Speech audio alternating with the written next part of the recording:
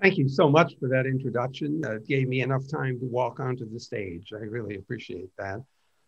Second, I want to say that Deputy Prime Minister Nam Ki-hong's imaginative presentation really sparked a great deal of ideas for me, and as I suspect it will for others as well. And Vice President Kwakwa, your articulation of the World Bank's global initiatives is equally welcomed. Because it's clear that the problems that face all of us on the technology side are not confined to any domestic limitation. These problems are truly global in scope. The pandemic doesn't notice anything about international boundaries, nor does it care who it is that is infected. It's a global and very, literally, the pandemic is correctly characterized as a pandemic. Well, let me start out by saying that giving advice to Korea on anything to do with technology seems almost unworthy, because the country has been so spectacular in the development of high tech over the past 30 or 40 years. They've simply been a leading light in this space. But I will try anyway to offer just a few ideas for your consideration. The first thing that I would observe is that concentrating on technologies that can be enabling is a very, very powerful idea.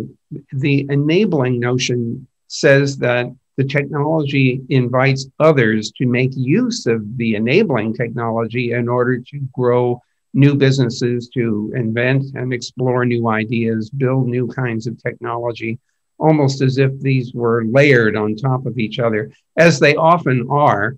In the internet world that I live in, the architecture of the protocols is indeed layered. And for example, the basic core protocols of the internet, TCP/IP, served as a substrate for the World Wide Web, the hypertext transport protocol, which layered down on top of that and took advantage of the then growing global scope of the internet. And so it is this concept of enabling technologies which I think would inform much of the work of this forum and the future thinking about technology development. The second thing that I would observe, and again, it has been demonstrated repeatedly by Korean businesses, is to focus not only on a domestic market, but also on a global market.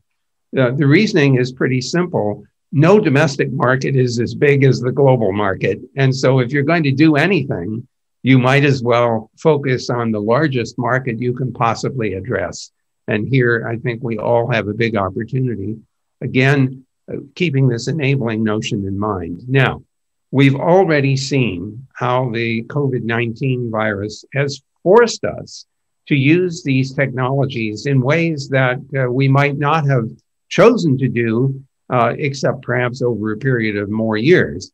But the necessity to separate ourselves from each other, to avoid proximity and even gathering together, has forced us into this remote and online operation. But I think everyone participating in the forum will recognize that the ability to work remotely, to work from home, is not uniformly distributed. There are many jobs that require proximity, and those jobs have been very difficult to impossible to undertake. And that has had great economic impact on a significant fraction of the population. So we have high disparity here during this pandemic period with regard to our ability to work, to attend school, to treat patients. In fact, one of the interesting side effects of the pandemic has been to force us into remote medicine, where the doctor doesn't want you to come into the office because you might infect everyone and they don't have adequate protections. This does raise an interesting opportunity, however, and that's to achieve remote medicine, you need to know more about your patient, which suggests that the Internet of Medical Things, sensors, which you could have at home and provide information to a medical professional, might allow us to do remote medicine better than we ever could before. And that capability might allow us to deal with places where there aren't enough doctors anyway. But if we could get adequate infrastructure for internet communication, another big issue that Vice President Kwakwa pointed out, if we can get that infrastructure in place, we can do things remotely that we could not do before. So we have this opportunity to take advantage of the core internet infrastructure and to build on top of that. Well, I am sure everyone in this forum recognizes that apart from the physical equipment that's needed to build pieces of internet, the heart of the internet is software. And it's an endless frontier. Anything you can figure out how to program is fair game. And the consequence of that, of course, has been rapid evolution of software developments in the internet environment, including the use of smartphones with literally millions of apps available. And so we have this energetic potential to invent new applications simply by writing new software. However, having said that, I'm sure everyone in this forum also recognizes that these infrastructures, these platforms, are quite neutral. And they don't know the difference between constructive and useful behavior and harmful behavior because the hardware and the software doesn't necessarily know the difference. What that means, of course, is that there are all kinds of potential hazards associated with the further spread and use of internet-based technologies and other similar digital technologies, which creates a big challenge for governments that might be trying to set policies to protect against harmful behaviors, to software companies and providers of applications and services to protect their customers from harmful behavior. And unfortunately, this is not just a technical problem.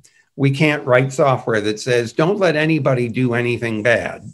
What we really need is to help people understand why some of these activities are so harmful and to tell them, please don't do that.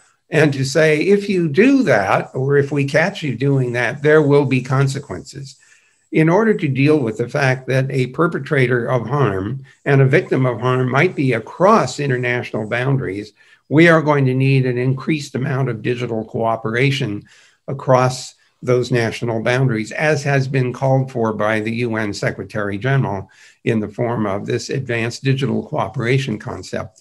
I am certain that our friends in Korea will be very active in pursuing these kinds of objectives and contributing ideas so that we can make this online and digital environment safer for everyone, more productive for everyone, and perhaps more available and affordable for everyone.